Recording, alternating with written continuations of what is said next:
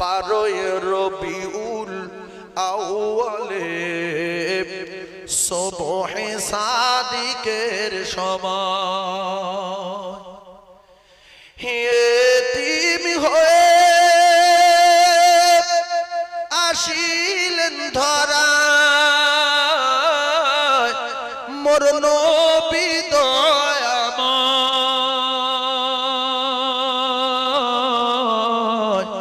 আর জন্ম নিয়ে কাঁদিলেন তিনি উম্মতের মায়ায়। জোরে বলেন সুবহানাল্লাহ। আর জন্ম নিয়ে কাঁদিলেন তিনি উম্মতের মায়ায়।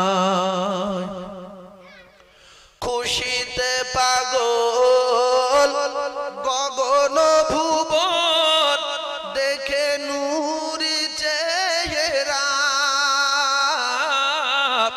হুরবালারা ঘিরে সবাই দেয় গো পাহারা।